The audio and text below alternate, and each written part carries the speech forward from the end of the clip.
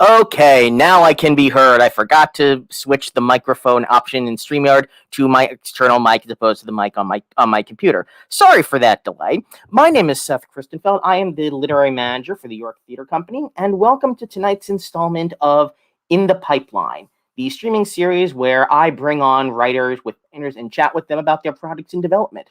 I bring on writers who I know, who we as the York know, who have been recommended to us for various reasons, and who have projects that they are working on or have been working on that in some manner fit the York's mission statement of developing and producing exciting new musicals, or sometimes non-exciting new musicals, but they're new musicals at least. But tonight we've got only exciting new musicals. I like to work with only exciting new musicals. So we're going to start this evening with the first song from a show called BISLAND and BLY, and that's by Marialena DiFabbio and Susannah Jones. So we're going to start with the first song, which is called Free American Girl, and then we'll have them come on up and we'll chat with them.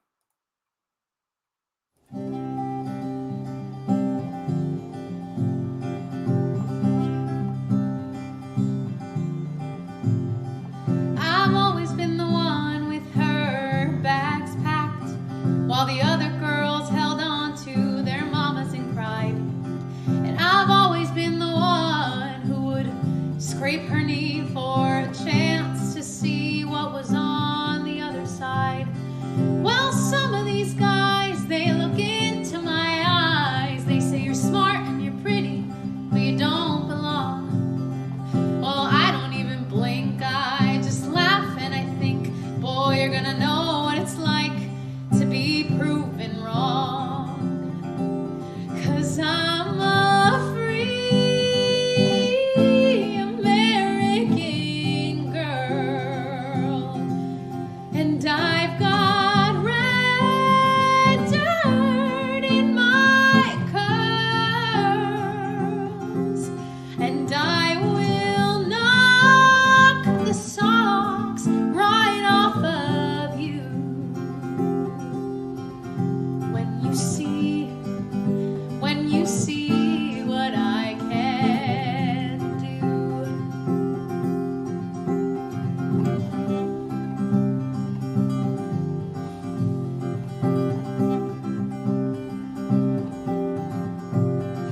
I've always been the one to pick up the mess of my broken home and set the pieces straight. My mama, she leaned a little too hard on a man and she cracked down the middle just like a china plate. So I write it all down 'cause I refuse to drown in this sad story I didn't create. I've got better ideas, so I guess I'll be seeing ya. Here goes a story about fighting your fate, 'cause I'm a free American girl, and I've got red dirt in my curls, and I will knock the socks right off of you.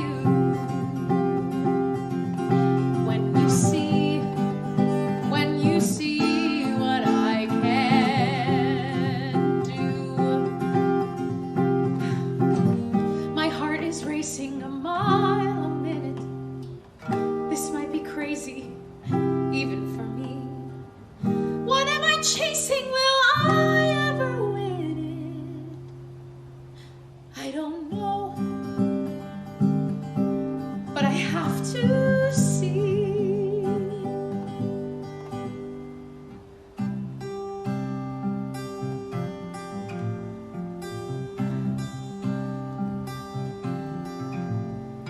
And now here I stand, just one bag in my hand, leaving my home and my family behind.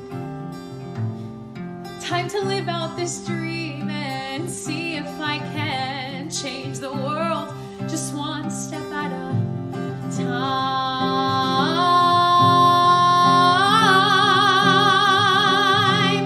'Cause I'm a free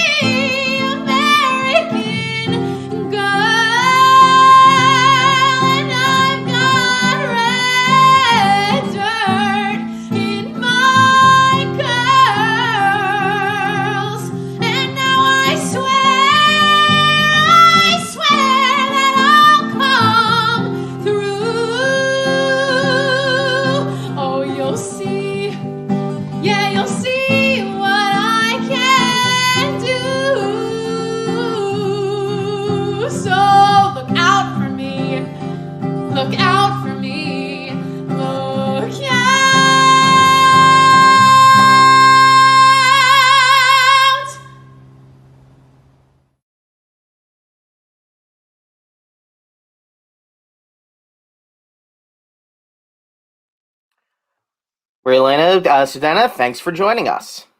Thanks for having us, Steph. Yeah, thank you Yes. for having us. So tell us a little bit about BISLAND and BLY and how that song fits into it. Yeah. So I guess short version of what the show is about is it's about journalists, real life journalists, Nellie Bly and Elizabeth Bisland, who really did race each other around the world in 1889 to beat the fictional record of Around the World in 80 Days. And that song is sung by Nellie, one of the journalists, and it's when so she has kind of made a maiden name for herself of coming up with these really wild ideas, wild news stories, and she is trying to come up with an idea, and she finally brings an idea to her editor to try to beat the fictional Around the World in 80 Days record, which was set by Phileas Fogg in the book. And her editor basically says, we can't send a woman around the world alone. It was a different time. And this song is sort of her response to that message from him. Yeah. Great. So what was the impetus? Where did you find this idea, Troy? I'm passingly familiar with Nellie Bly as a person, but before I came across this script, which was recommended to us by our good friends of the York, Janine and Ari, Janine McGuire and Ari Simon. And why can't I remember people's last names for some reason tonight? But I was unfamiliar with Elizabeth Bisland. I knew of Nellie Bly, but where did you come across this specific story, and what reached out to you to say we want to write a musical about this? Yeah, I'll take that one.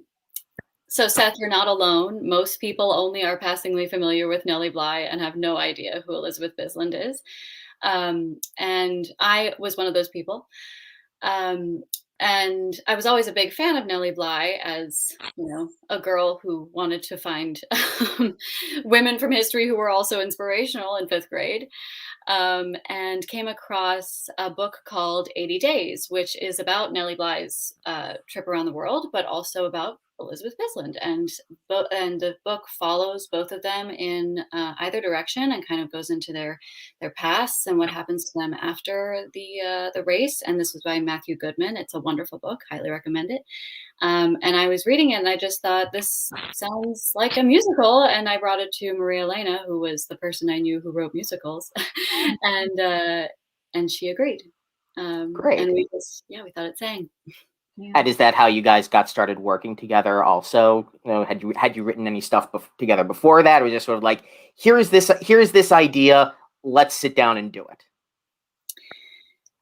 Yes to both, I would say. I had been an actor in shows that Marialena had written music for, and we also both were in a theater company called the Sycamore Theater with two of our friends who I think they were like our mutual friends that we then all started this company with, and we fell into collaborative love through that connection. Is that a fair way of putting it? Absolutely. I will say that, Susannah, though, we didn't we adapt Fly Me to the Moon? Oh, yes. That's right. We adapted the song together before this, but before we embarked writing an entire musical, we adapted a song. Excellent. It's a rich collaborative history. Right, yes. And although it doesn't say here, Marialena, you've written the music, Susannah, you've written the book, and you've both written the lyrics together. That's right. And we also collaborated on some of the songs musically too. So excellent. Okay, so we're gonna move on for the moment and play the next song, which is "To Ogden or Hell on Time." And would you like to give us a little bit of setup for that? Sure. So that is featuring Elizabeth Bisland, and she has basically been coerced into being like the other woman to race around the world by this other newspaper. And she's just had like a pretty calm train ride, like her first sort of like she's gotten used to the idea of going around the world. And now she's on this next train ride to Utah, the conductor of which is basically a madman. So she gets she gets drunker as the journey goes on and kind of lets her hair down. Excellent. I made a promise to the mailman, and I'll repeat it to you now. We'll make it to Ogden or hell on time.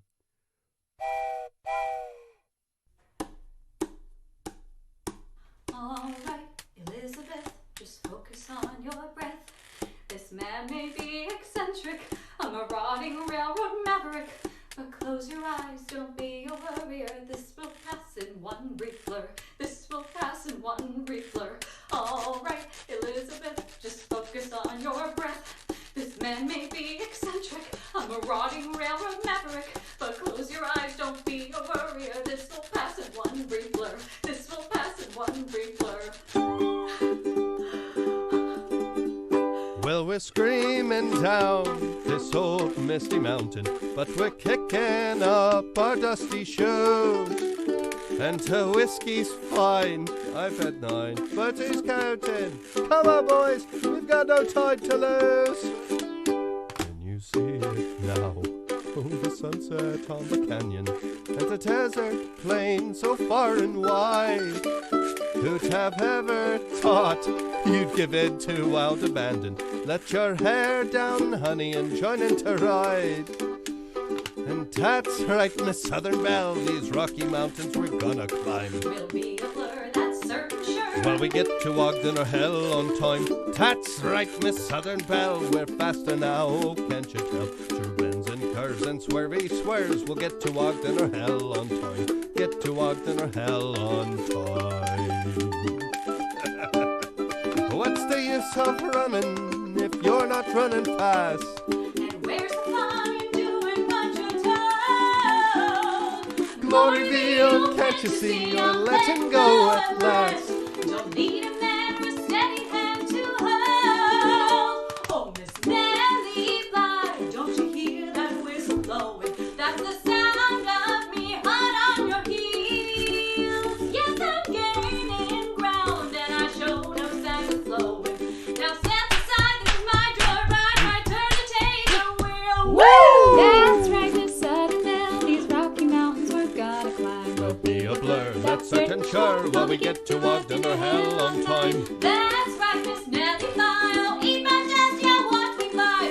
Bends and curves and swervy swerves. We'll get to Ogden or hell on time. I hope you've got a hell on time. Get to Ogden or hell on time.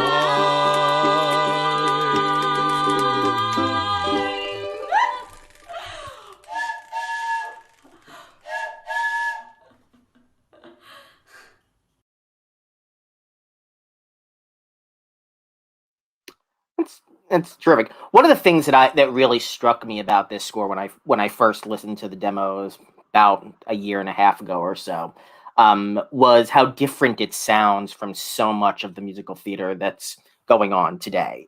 And nothing against classic music, pop musical theater, but I feel like we don't hear enough guitar-driven musical theater. And I think there's a lot to be said for that. And the piece is written for actor-musicians, if I'm correct, or at least partially for actor-musicians. Yeah. Did you also partially create the show like to work with your own strengths so you could play the two leads yourselves? No. Well, Marialena has not played one of the leads, though. That's a crying shame. But why don't you speak a little to the actor musician? Well, I guess I will say that I don't play piano at all, so I'm definitely, was writing the music on the instruments that I do play, which is limiting and, but also exciting in some way because it's ukulele, banjo, guitar based. And so from that point, I was writing from what I had at my disposal. And then Susannah has played Elizabeth BISLAND every time we've done it, and it's been amazing. But we didn't. Right, that's right. That's what we did, yeah. You're right.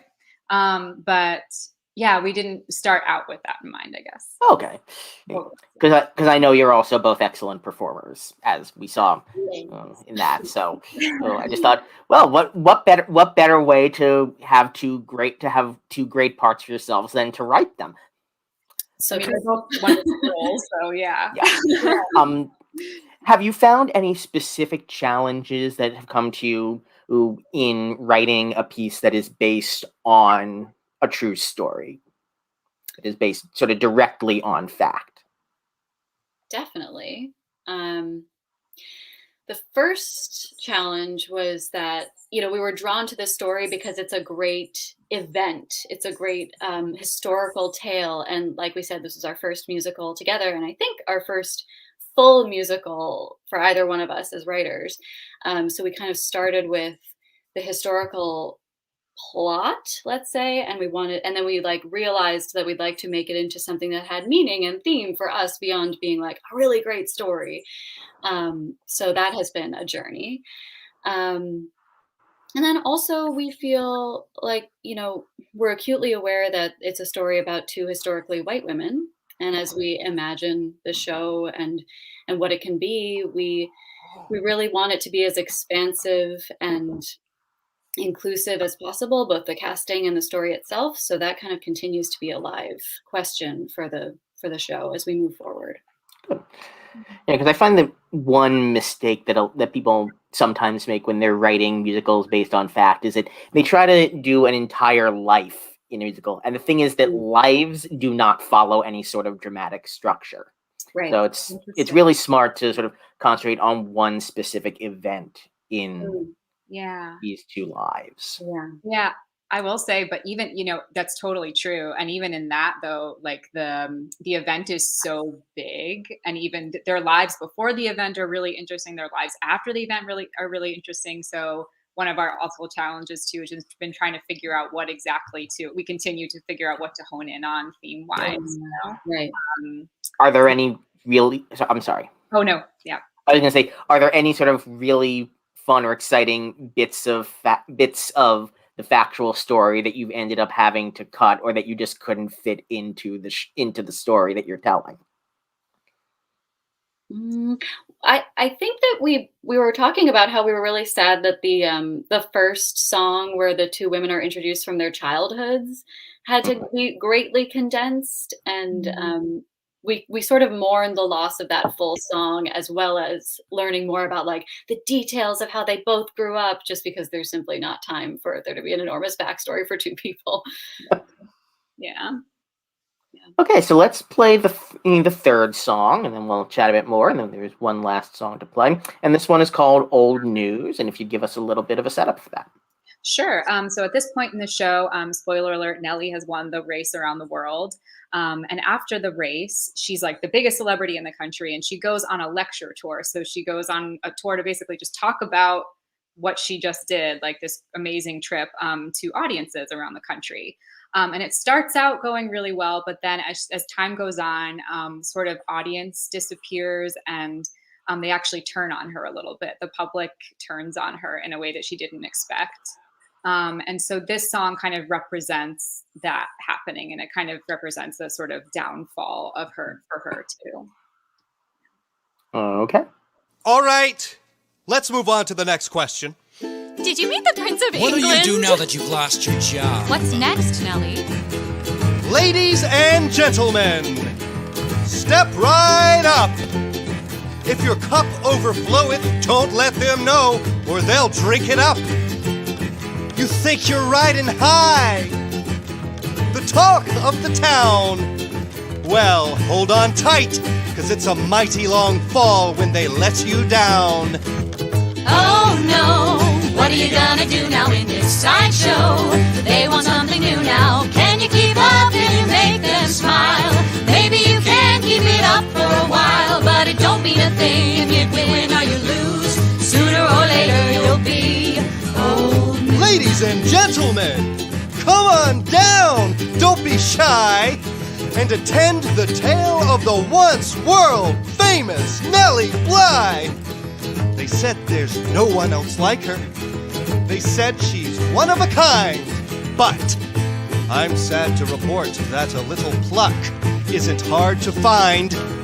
My, how does it feel to wave your prestige goodbye and pass it along to someone who is younger, yes, and quite pretty too? You could revamp the you they knew, but it don't mean a thing how much you wink or you schmooze. Sooner or later you'll be old news. Ladies and gentlemen, listen close, lend me your ears. How our Nellie comes face to face with her greatest fears. The spotlight's fading, the crowd's thinning fast. Didn't she know that her day in the sun would never last? Now, you gave a good performance, take your last bow. The curtain's coming down now, they're all heading home, and you should too. No one really cares what happens to you, it's just how it is, you don't get to choose. Sooner or later you'll be old news. Old news. Old news. Old news.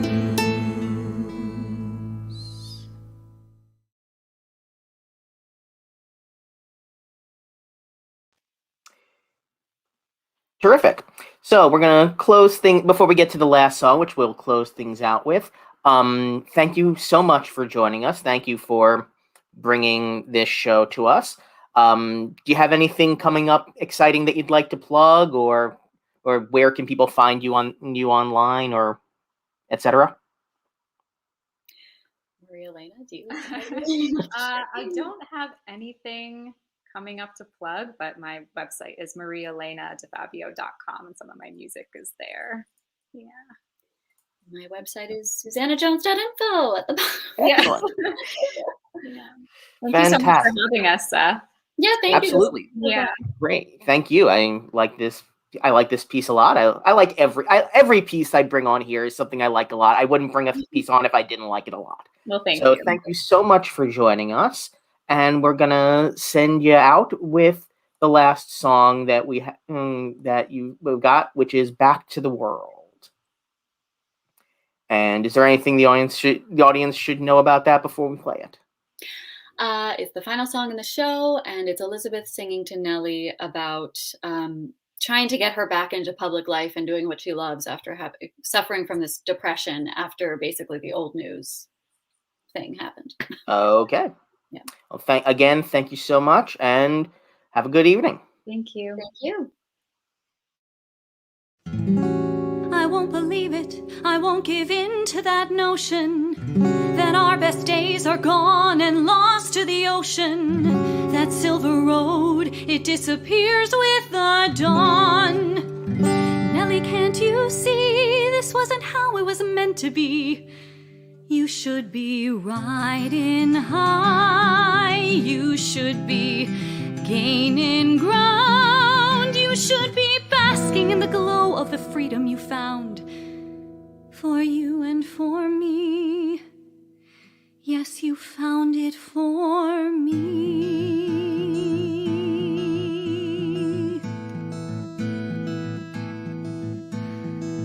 We can go around the world, we can want to leave it too. We can do everything everyone tells us to do, and we keep getting lost and we keep falling down. But we have to go back to the world. They can't hold us back from the world. They will box you in, they will sneer and assume, they will make up their minds, they'll presume, and we take it all in and we take it to heart. But we have to go back to the world, don't we? We have to go back to the world. The world is awful, the world's unfair, the world is rude, the world doesn't care, but the world is also all we have.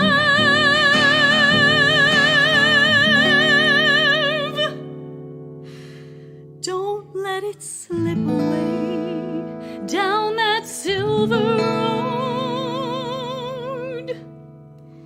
It's out there for the taking. It's out there for the taking. It's out there for the taking. It's out there for the taking.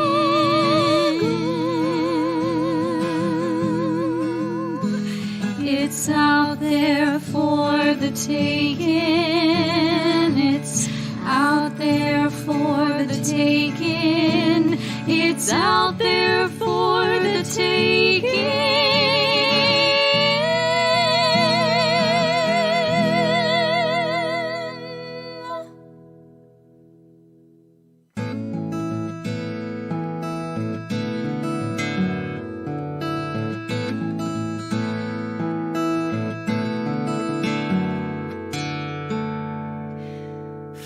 lies a blank page.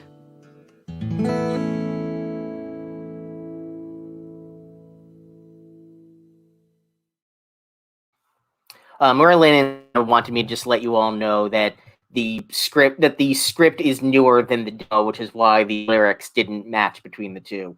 But I think that all of you audience members are smart enough to have figured that out. But in case you didn't, that's why. A couple of things before we move on to the second half of this evening, a couple of housekeeping things, so to speak. Some stuff we've got coming up here at the York. This Monday, we have our 28th, however many years, there's our annual Oscar Hammerstein Award Gala. This year, honoring the legendary Richard Maltby Jr. and David Shire with the Oscar Hammerstein Award for Lifetime Achievement in the Musical Theater, and giving the York Theater Founders Award to our good friend and board member, Elisa Loti Stein. We have a ludicrous group of people lined up to perform, and a few tickets are still available. We do have some show-only tickets at a lower price range, and you can use the link that I've just dropped in the chat if you want to find out more about that.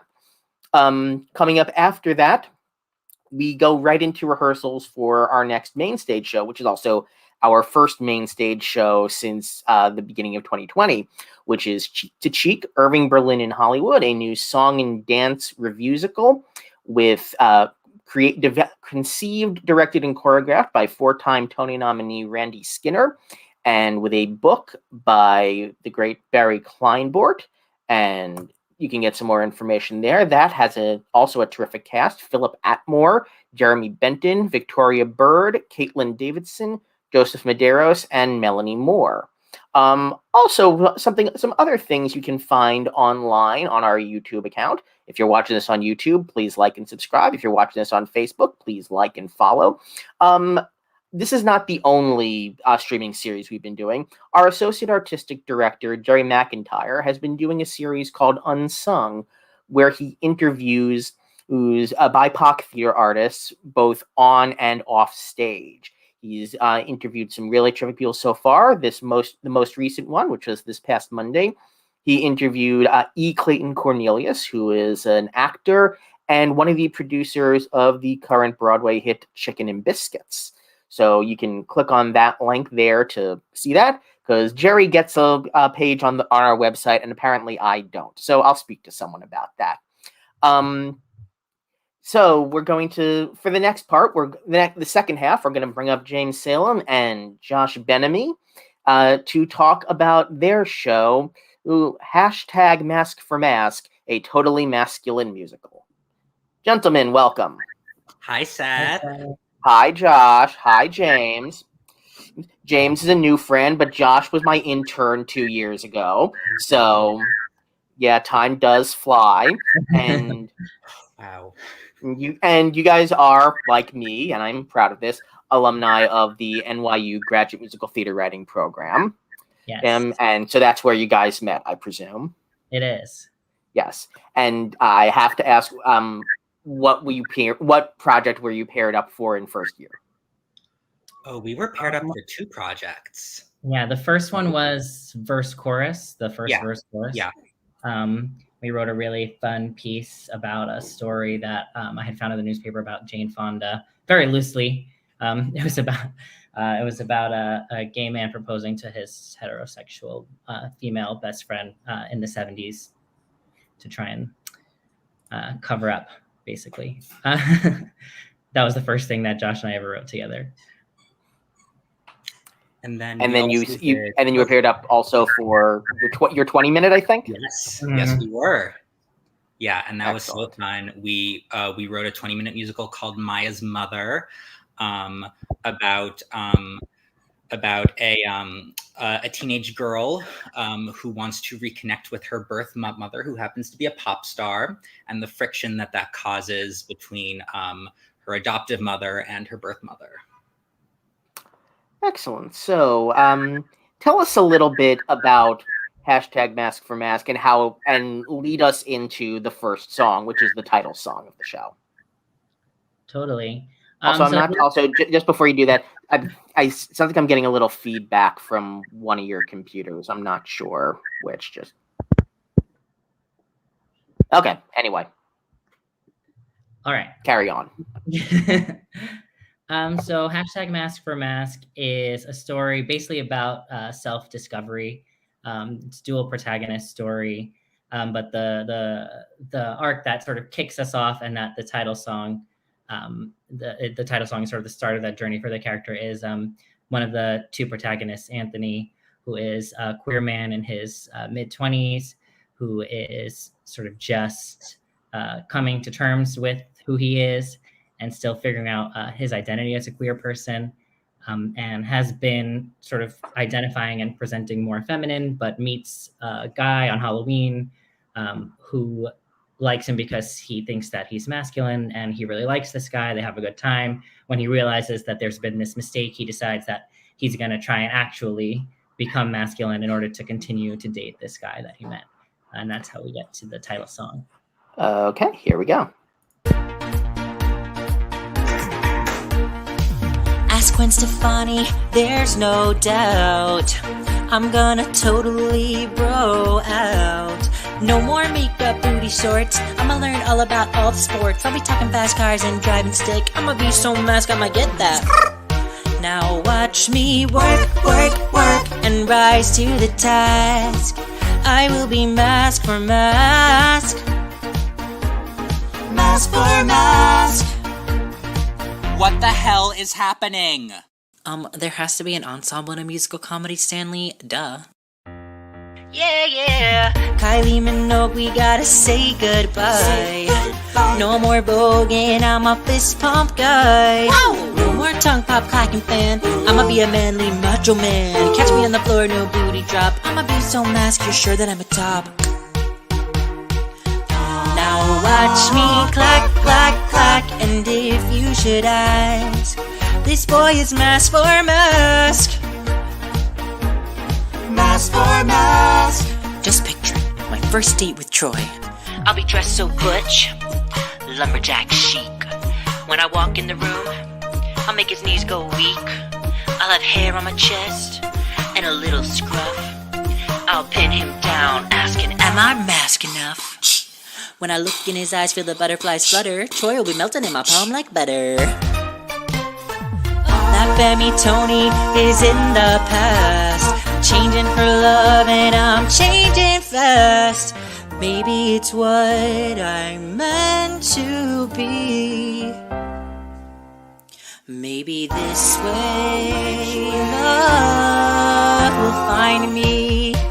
And in his love I soon will bask. Once I am mask, I will be mask. This is some toxic shit right here. For mask. Mask for mask. Hashtag mask for mask. Ow!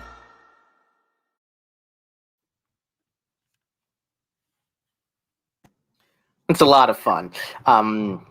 One thing that I really liked about this script is how it both is a sort of it both sort of is a gloriously cheesy rom-com, but is also a deconstruction of cheesy rom-coms. Yeah. So, and you said it's a dual protagonist story. So we have Anthony, but then there's also another story going on. Yeah. Kathy. Yeah, so the other protagonist is Kathy, and we didn't include her solo song here, but she does feature in the other song that we included to share today. And Kathy is Anthony's close friend and roommate. She is mixed race, Latina, and she is an aspiring actress.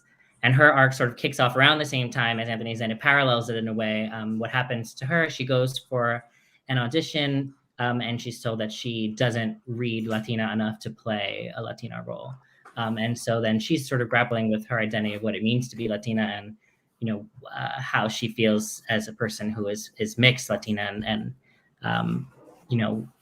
basically just figuring out that part of her identity. And so as she's figuring that out, Anthony's figuring his thing out, and they're both sort of putting things on to impress these other people. And then, of course, that all unravels. And Kathy gets her own love story with.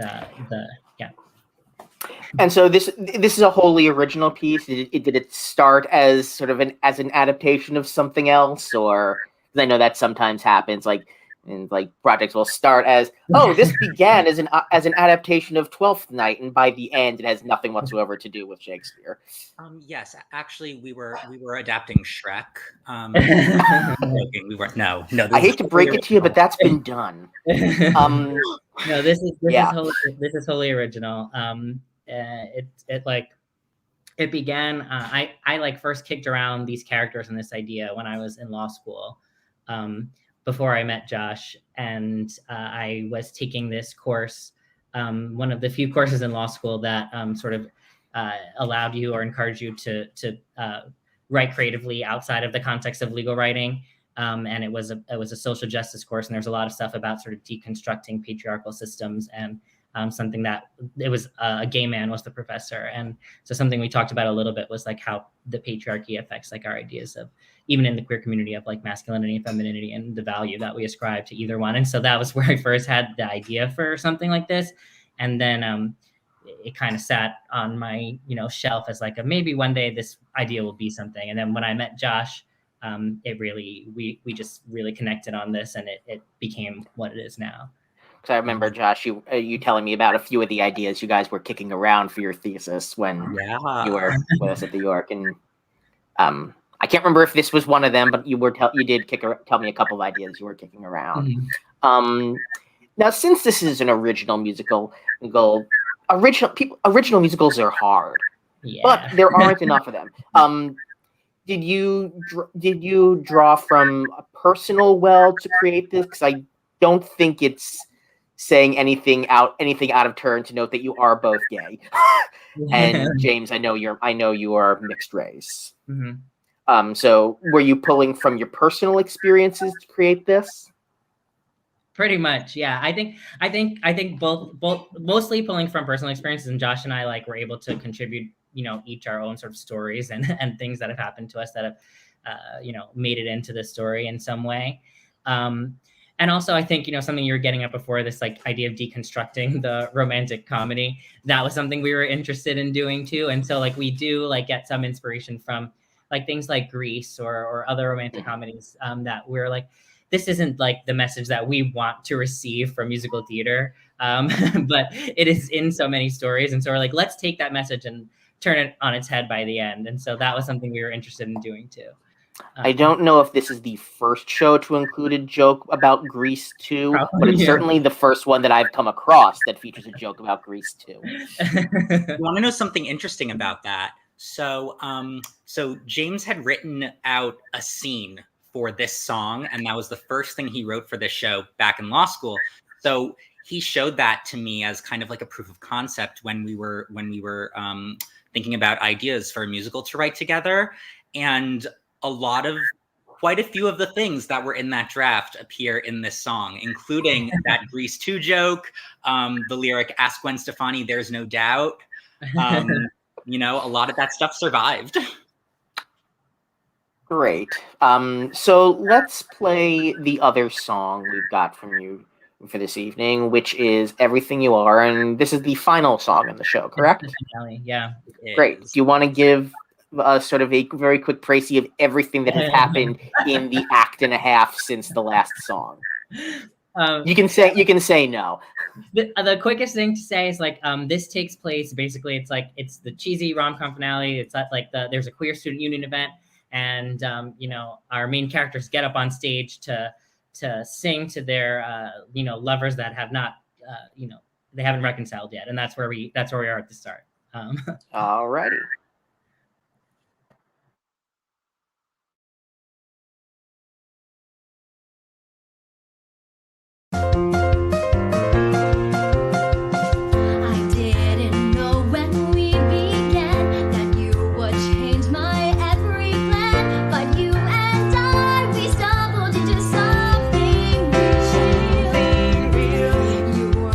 Just part of some scheme. You're someone I want on my team.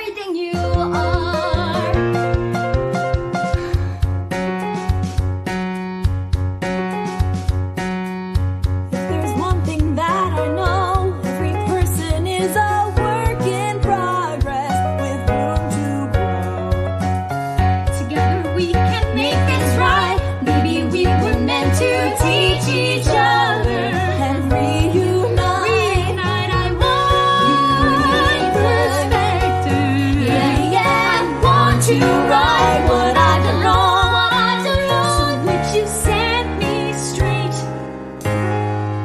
We could do something great. Here's to a future bright and long, where you and me are going strong. Everything you are when you're pissed or present, every piece of you, past, future, present. Everything you are, everything you're learning's beautiful to me. I am yearning for your heart. I love every part. I love everything you are. I love everything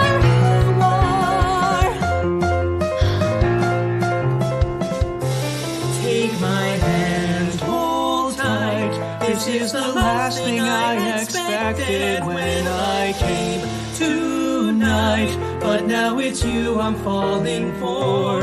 You and I could try. Did Cupid's arrow find its mark? Could we turn his spark to so much more?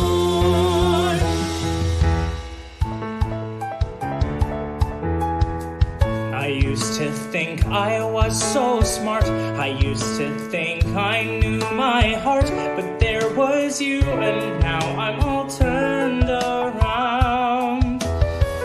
You made me question my desire, 'cause my heart is still on fire. Tony, you're the best thing I have found. Everything you are, every mask you wear, and everything you do makes me stop and stare, yeah. Everything you are, all that we can share. Anywhere you go, I wanna be there. I see your heart. I love every part. I love everything you are. I am every mask I wear, and every piece of me deserves some care. Yeah, everything I am is beautiful and rare, and everything I need, it's all there inside my heart. I love every part. I love everything I am. Everything you are, every mask you wear, and every piece of you deserves some care. Yeah. Everything you are is beautiful and rare, and everything you need, it's all there inside your heart. I love everything you are, every mask you wear, and every piece of you deserves some care. Yeah. Everything you are is beautiful and rare, and everything you need, it's all there inside your heart. I love every part. Love everything you are. Love everything you are. Love everything you are.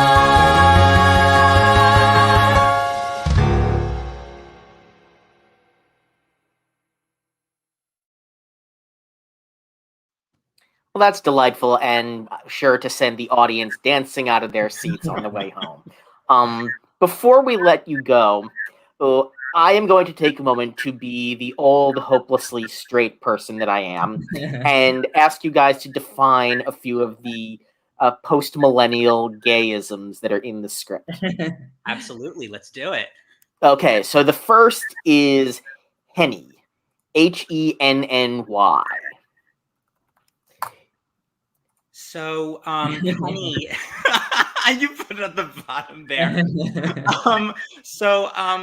We should clarify that we don't necessarily know the origins of all these words and that they're currently part of the queer lexicon, but they do have connections to other communities as well. So we can't necessarily speak to those, but Henny has been popularized by Stacey Lane Matthews and from Queer Eye, Jonathan Van Ness, as just a fun way of saying honey. it's a term of endearment that is used popularly in the queer community. But as Josh said, these things originate in other communities as well and sort of trickle into the queer community. To me, as far as I knew, reading this, Henny is short for Hennessy. Okay, so the next one is work with an E. Is that different from work with an O? It is. So... And is it also? I've also seen it spelled WERQ, but I'm not sure if there's a difference between WERQ and WERK. Oof, I don't know about that, but WERK, it's a verb and it means to do something superbly well. It's just something that you do with like tremendous attitude and vigor, and you're not just working, you're working. Yeah, and it can also be like a commendation. Like if someone does something that you really like, you think they did something really right, you'd say work. Work. Cool. Okay. And then the last one is zaddy with a Z. Now, I'm familiar with the concept of daddy with a D, but what turns a daddy into a zaddy? Well, or is it just sort of an intangible concept? There's a fine line. Don't you know that zaddy is Yiddish for grandfather? Pretty sure that's Zadie.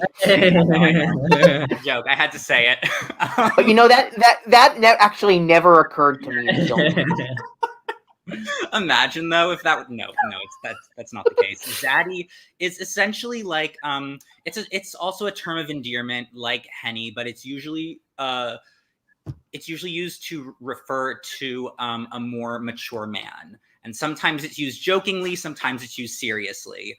But that's how it is. It's not just daddy, it's zaddy. Mm-hmm. And it doesn't have to be like age. It's just like a certain quality. Gotcha. Man, Is Anderson Cooper a zaddy? Yes. Probably. Yeah. Okay. I mean, all right. I know he's a silver fox, but I wasn't sure if he had mutated into zaddy level. Zaddy is in the eye of the beholder, Seth. Okay. So, you guys have anything coming up you'd like to pitch? James, I know you just had a reading last week of a show you wrote with another collaborator, and that's going to be shown online at some point. But tell us a bit more about that. Yeah, so that is another very queer show. You might sense the theme. It's called Charlotte Lucas is 27 and Not Dead, and it's a queer adaptation of Pride and Prejudice, centering Charlotte Lucas in her own queer love story. And that just had a reading through the Fresh Fruit Festival, and it's going to be streamed. We got a really good video of it, so it'll be on the Fresh Fruit Festival's platform in the next few weeks. Terrific. And Josh, do you have anything coming up exciting, or? I'm working on an album now, so I'm knee deep in writing that, producing, all that fun stuff, hoping to get that up and on some streaming platforms next spring, but we'll see. Excellent. And people can find you online at joshbenamy.com and jamessalemmusicals.com. Yeah. And they can hear more of your various works there. Yes. And thank you guys so much for joining us tonight. I don't often laugh out loud while reading scripts, but I laughed out loud multiple times while reading this yesterday. So points to you. And now that I've only heard these two songs, I look forward to hearing more at some point. So thank you so much, and have a good rest of your night. Thank you so much for having us, Seth. Well, thank you so much, audience, for indulging me while I do this, whatever it is.